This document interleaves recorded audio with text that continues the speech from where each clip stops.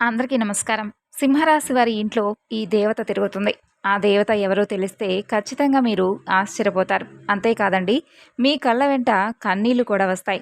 గల్లు గల్లుమంటూ గజ్జల శబ్దంతో అర్ధరాత్రి వేళ మీ ఇంటి ఆరు బయట రహస్యంగా ఒక దేవత తిరుగుతుందంటే సింహరాశి వారు నిజంగా ఆశ్చర్యపోతారు.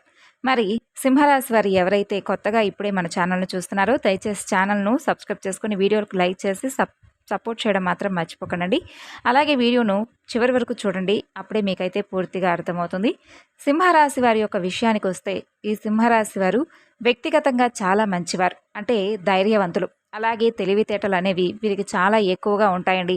సింహం అడవికి ఎలా రారాజుగా ఉంటుందో అలాగే ఈ సింహరాశికి సంబంధించినటువంటి వ్యక్తులందరూ కూడా, అంటే పురుషులైనా స్త్రీలైనా చాలా ధైర్యంతో తెలివితేటలతో దేనికైనా కానీ ముందుగా ఉంటూ ఉంటారు. అన్ని రంగాల్లో కూడా, అంటే ఎక్కడికైనా సరే వెనకడుగు అనేది వేయరనమాట. అలాగే నలుగురిలో వీరంటే ఒకరికి ముందుగానే, అంటే ఏదైనా కానీ సహాయం చేయడంలో కానీ ఇలా ఏ విషయంలోనైనా కానీ నలుగురిలో ముందే ఉంటారు. అలాగే ప్రతి విషయంలో కూడా పోటీగా జీవితంలో ఒక మంచి విజయాన్ని సాధించాలని చెప్పేసి చాలా రకాలైనటువంటి ఆశలతో ముందుకు అడిగేసేటటువంటి వ్యక్తులుగా వీరిని చెప్పుకోవచ్చు. కాకపోతే వీరికి చిన్న వయసు నుండి కష్టాల సంఖ్య అనేది చాలా ఎక్కువగా ఉంటుంది. అయినప్పటికీ కూడా వీరేంటంటే వీరి యొక్క ధైర్య సాహసాలతో ఆ పరిస్థితుల నుండి బయటకు నెట్టుకొస్తున్నారనే చెప్పాలి.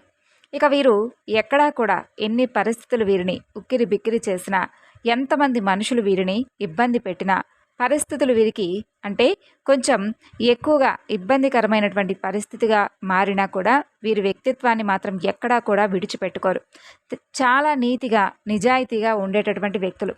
ఇక మాకు పరువు కన్నా కూడా ఏది ముఖ్యం కాదు, మేము ఏదైనా సరే నీతిగా నిలబడతాం, మాట మీద మాకు చాలా చక్కగా కట్టుబడి ఉంటాం, నమ్మిన వాళ్లకు మేము అన్యాయం చేయం, ప్రేమానురాగాల్లో కానీ నీతి నిజాయితీ విషయాల్లో కానీ చాలా సిన్సియర్గా ఉంటాము అని చెప్పి ఎప్పుడూ కూడా కట్టుబడి ఉంటారు. అలాగే దైవానుగ్రహం అనేది రాశివారికి చాలా పుష్కలంగా ఉంటుంది. ఎప్పుడైనా సరే మంచివారికి కష్టాలు అనేవి ఎక్కువగా ఉంటూ ఉంటాయండి. మనం గమనించినట్లయితే భగవంతుడు వీళ్ళు తట్టుకోగలుగుతారా లేదా అని చెప్పేసి ఒక టెస్ట్, అంటే ఒక పరీక్ష లాంటిది పెడతాడు. అలా పెట్టినప్పుడు అలాంటి పరీక్షలో మనం ధైర్యంగా ముందుకు నెట్టుకెళ్ళగలిగితే తర్వాత మనకు ఆ కష్టాల తెర అనేది, ఆ కష్టాల నుండి మనం బయటపడి సుఖాల వెనక మంచిగా మన జీవితం అనేది ఉంటుంది. ఈ కష్టాలను దాటుకుని వెళితే తర్వాత సుఖం అనేటటువంటి తలుపు తెరుచుకొని మనం చక్కగా ఆనందంగా లోపలికి వెళ్ళినప్పుడే మనం సంతోషంగా ఉంటాం. అలాగే ఈ సింహరాశి వారు కూడా కష్టాలన్నింటినీ కూడా చాలా వరకు తట్టుకున్నారు. కాబట్టి ఆ దేవత యొక్క అనుగ్రహం అనేది వీరి మీద పడింది. అసలు ఇంతకు ఆ దేవత ఎవరు? ఆ దేవత యొక్క ఆశీర్వాదం, ఆ దేవత యొక్క కన్ను వీరి మీద ఉండి ఆ దేవత వీరి చుట్టూ తిరుగుతూ ఉన్నా కూడా వీరు ఎందుకు పట్టించుకోవడం లేదు? వీరు వెన్నంటే ఉండి వీరు బయటకు వెళ్తే బయటికి, లోపలుంటే లోపల, ఇలా ప్రతి అడుగులో కూడా ఏంటంటే ఆ దేవత మీ చుట్టూతా తిరుగుతోంది. ఆ దేవత మీ చుట్టూతా తిరుగుతుందన్న విషయం మీకు తెలియాలి అని చెప్పేసి ఆ దేవత అనుకోవడం అనేది జరుగుతుంది. మరి ఎందుకంటే ఈ మధ్య మీరు గమనించినట్లయితే అండి, మీ జీవితంలో కొన్ని కష్టాలు అసలు ఎలా వస్తున్నాయంటే మీకు సమస్యలకు పరిష్కారం కూడా దొరకలేదు అన్నట్టుగా వస్తున్నాయి. ఆ కష్టాలకు సమస్యలకు మీరు పరిష్కారం కూడా దొరకనంతగా బాధపడుతున్నారు. అసలు ఏం చేయాలో అర్థం కావట్లేదు. ఏ దారి కూడా కనపడినటువంటి సిచ్యువేషన్స్ మీకు ఎదురవుతున్నాయి. అలాంటి కష్టాలు మీ జీవితంలో ఖచ్చితంగా మీకు ఈ మధ్య ఎదుర్కొంటూ వస్తున్నారు. అది బయటకు కూడా చెప్పుకోలేకపోతున్నారు. లోపల మీలో మీరు ఉంచుకోలేక సతమతమైపోతూ ఉంటున్నారు. అలాంటి సమస్యల నుండి ఒక దేవత మిమ్మల్ని బయటపడేయాలని చెప్పి చూస్తుంది. ఎందుకంటే మీలో మీరే ఒంటరిగా కుమిలిపోవడం, ఎంత ధైర్యం ఉన్నప్పటికీ మీరు మనుషులే కదండి. అలా ఒకసారి ఏంటంటే ఒక్కసారిగా పరిస్థితులన్నీ మనల్ని ఉక్కిరి బిక్కిరికి చేసేస్తూ ఉంటున్నప్పుడు మనం ఏం చేయాలో తెలియక అల్లాడిపోతూ అసలు ఏదైనా పరిష్కారం ఉంటే చూపించమంటూ భగవంతుణ్ణి కోరినటువంటి సందర్భాలు ఉంటాయి. అయితే మీరు ఆ దేవత, మీ ఇంటి చుట్టూ దేవత యొక్క ఆశీర్వాదం అనేది ఉంది. మీ దగ్గరకు రావడం అనేది కూడా ఆ దేవత జరిగింది. మరి ఆ దేవత ఎవరో తెలిస్తే నిజంగా మీరు ఆశ్చర్యపోతారు. కళ్ళ వెంట కన్నీళ్లు కూడా కారుచుకుంటారు. మరి ఆ కష్టం నుండి మిమ్మల్ని బయటపడేయడానికి ఆ తల్లి వచ్చింది. మిమ్మల్ని మీకు తెలియకుండా చాలా కష్టాల నుండి బయటపడవేస్తుంది అనేది చెప్పాలి. అంటే ఏదైనా చిన్న చిన్న ప్రమాదాల దగ్గర నుండి అవ్వచ్చండి, లేకపోతే ఏదైనా డబ్బుకు సంబంధించినటువంటి సమస్యల నుండి కావచ్చు. అంటే మీరు ఏదైనా దూర ప్రయాణాలు చేస్తున్నప్పుడు కానీ ఇలా ఒక్కొక్కసారి ఏంటంటే మనం జాగ్రత్తగా ఉన్నా కూడా ప్రయాణాలు చేసేటప్పుడు ఎదుటివారి దగ్గర నుండి మనకేదైనా ప్రమాదం వచ్చేటటువంటి అవకాశాలు అనేవి ఉంటూ ఉంటాయి. ఇలా ఏంటంటే కొన్ని కొన్ని ప్రమాదాల నుండి ఏంటంటే ఆ దేవత మిమ్మల్ని చాలా వరకు కూడా కాపాడుకుంటూ వస్తుందని చెప్పుకోవాలి. చెప్పాలంటే ఒక కన్న తల్లిలాగా మీకు వెన్నంటే ఉండి మిమ్మల్ని కాపాడుతూ రక్షిస్తూ ఉంది. మరి ఆ దేవత ఎవరో తెలిస్తే నిజంగా మీరు చాలా సంతోషంతో మీకు కళ్ళ వెంట నీళ్ళొస్తాయి. బాధతో కాదు, ఆ దేవత ఎవరో తెలుసుకున్న తర్వాత నిజంగా ఆనందంతో కళ్ళ వెంట కన్నీళ్ళొస్తాయి. మీ ఇంటి యొక్క కులదేవత అండి ఆ దేవత. చాలామందికి కూడా తెలిసే ఉంటుంది. ఆ దేవత మీ ఇంటి యొక్క కులదేవత. తెలిసిన వాళ్ళకు ఓకే. తెలియని వాళ్ళు ఎవరైనా ఉంటే మీ ఇంటి పెద్దవాళ్ళను అంటే మీ తల్లిదండ్రులు కానీ, దూరపు బంధువులను అంటే చుట్టాలు కానివ్వండి, లేదా మీ అమ్మమ్మలను, తాతయ్యను, నాయనమ్మలను, మీ తాతలను ఇలా ఎవరో ఒకరు ఇంటి పెద్దను ఉంటారు కదా! వాళ్ళని అడిగితే వారు ఖచ్చితంగా చెప్తారు. ఎందుకంటే మీ ఇంటికి కులదైవం అనే తల్లి ఖచ్చితంగా ఉండే ఉంటుంది. ఆ తల్లిని ఏంటంటే మీరు మీ పనుల్లో పడి, మీ బాధల్లో పడి, మీ కష్టాల్లో పడి మీరేంటంటే ఆ తల్లిని వెనకేసుకొస్తున్నారు. ఆ తల్లిని మీరు పట్టించుకోవడం లేదు. ఎప్పుడైనా కానీ ఏ దేవుడైనా దేవత అయినా డైరెక్ట్గా మనం కళ్ళ ముందుకు వచ్చి ఎవరు కూడా స్వయంగా మాట్లాడతారండి. మీరు చెప్పండి, మాట్లాడరు కదా! అలా వస్తే మనం ఎవరు కూడా తట్టుకోలేం. కాబట్టి ఏంటంటే ఏదో ఒక మనిషి రూపంలో అవ్వచ్చు, ఎవరో ఒకరి నోటి మాట రూపంలో కావచ్చు, వాళ్ళు తెలియజేయాలన్నటువంటి విషయాన్ని మనకు తెలియజేసేలాగా చెప్తారు. అలా ఈరోజు నా నోటి వెంట మీకు ఆ తల్లి, మీ యొక్క కులదేవత నా నోటి వెంట ఈ మాటలు తెలియజేస్తుందని మీరు నమ్మితే అంతే సంతోషం. ఇక మీరు తెలుసుకోవాలి. తప్పకుండా కులదేవత ఎవరనేది తెలుసుకొని మీరు ఆ తల్లి యొక్క ఆరాధన అనేది మొదలుపెట్టాలి. ఎందుకంటే ఆ తల్లిని మీరు మర్చిపోతున్నారు. ఆ తల్లిని మీరు వెనకేస్తున్నారు. ఆ తల్లి మీ దగ్గర నుండి పూజలు కోరుకుంటుంది. మిమ్మల్ని అంటే ఇంకా మంచిగా మీ జీవితంలో కష్టాలన్నీ కూడా తీసేసి మిమ్మల్ని రక్షించాలని చెప్పి అనేక విధాలుగా తపన పడుతుంది. కాబట్టి ఖచ్చితంగా మీరు ఎక్కడ ఎన్ని పనుల్లో ఉన్నా సరే ముందు మీ కులదైవం ఎవరో తెలుసుకొని, తెలిసిన వాళ్ళైతే ఆ అమ్మ అంటే ఆ తల్లి ఫోటో ఉంటుంది కదండి, ఆ ఫోటో మీ ఇంట్లో పెట్టి పూజ చేసుకోవడం.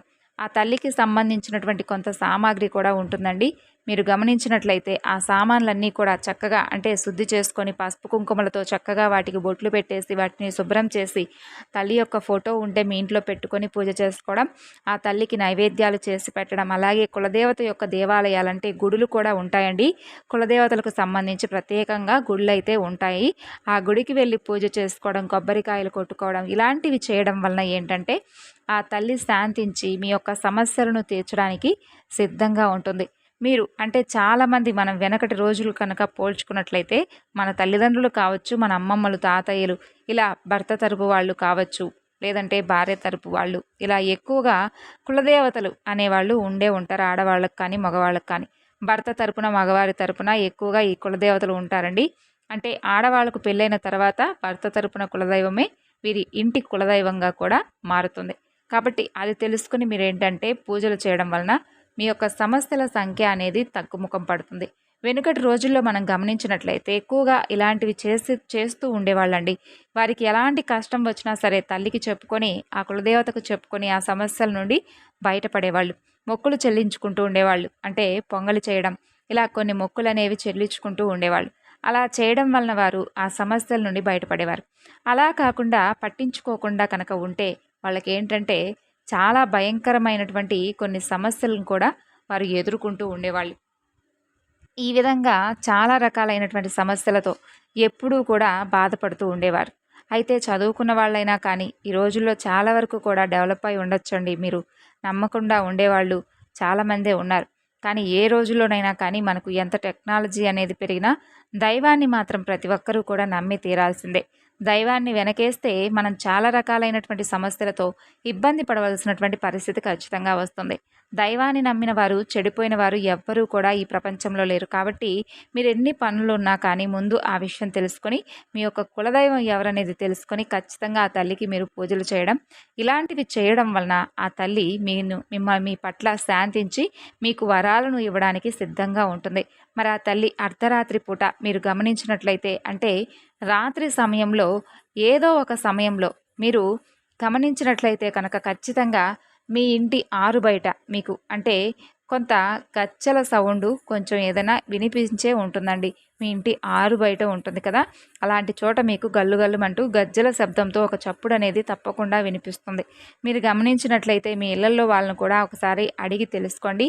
అలాగే మీరు పిల్లలు కూడా అంటూ ఉంటారు. పెద్దవాళ్ళు కూడా అంటూ ఉంటారు. గజ్జెల సౌండ్‌లా వినిపిస్తుందని చెప్పేసి అంటూ ఉంటారు. ఆ విషయానికి మీరు భయపడిన అవసరం లేదు. అలా గల్లు గల్లుమంటూ గజ్జెల శబ్దంతో తిరుగుతుంది ఎవరంటే మీ ఇంటి యొక్క కులదైవం.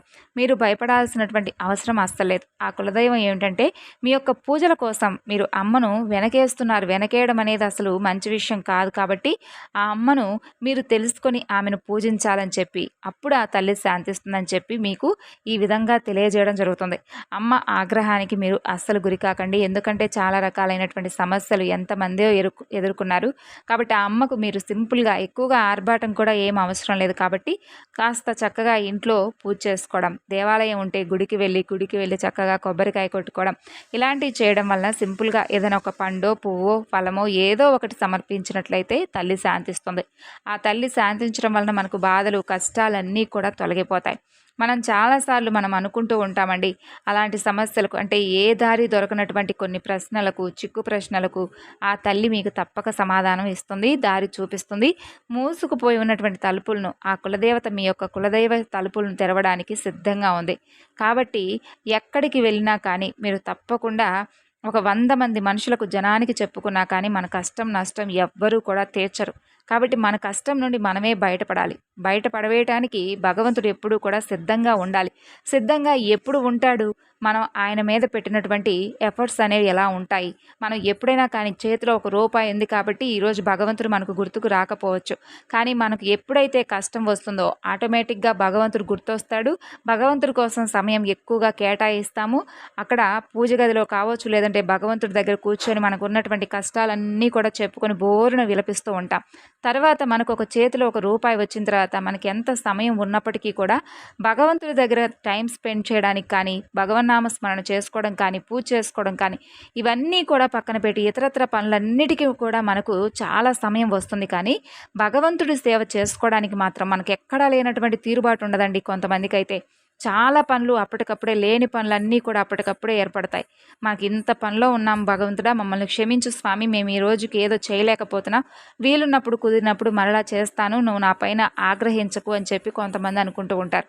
అదే కష్టంలో ఉన్నప్పుడు 24 గంటలు కూడా భగవంతుడికి ఎందుకు దేవుడా నాకు ఈ కష్టం ఇచ్చావు, నేనేం పాపం చేస్తాను, ఏం చేస్తానని చెప్పి బోరున విలపిస్తూ దేవుడి దగ్గర కూర్చొని ఏడుస్తూ ఉంటారు కొంతమంది. ఇలా ఏదైనా కానీ భగవంతుడు మనకు ఒకటి ఇచ్చాడు అంటే ఆ ఇచ్చిన తర్వాత మనల్ని ఏదో ఒక విధంగా పరీక్షిస్తూ ఉంటాడు. వీడు నిజంగా అంతకు ముందులాగే ఉన్నాడా, మనస్తత్వం వీడిదేమన్నా కొంచెం మారిందా అని చెప్పేసి పరీక్షిస్తూ ఉంటాడు. కాబట్టి ఈ విషయాన్ని ఎప్పటికప్పుడు తెలుసుకొని మన మనస్తత్వం, మన ప్రవర్తన అనేది ఎప్పుడూ కూడా ఉన్నప్పుడు ఒకటే, లేనప్పుడు ఒకటేలాగా మన యొక్క ప్రవర్తన, మన తీరు ఎప్పుడూ కూడా ఒకేలాగా ఉండాలి. అది ఆ భగవంతుడు చూస్తూ ఉంటాడు. అప్పుడు మనపై ఎప్పుడూ కూడా సమానమైనటువంటి ప్రేమతో భగవంతుడి యొక్క ప్రేమ, వాత్సల్యం నిండి ఉంటుంది. ఈ రోజుల్లో మనుషులు ఎవరూ కూడా మన బాధను కానీ, మన కష్టాలను కానీ తీర్చేవాళ్ళు లేరు.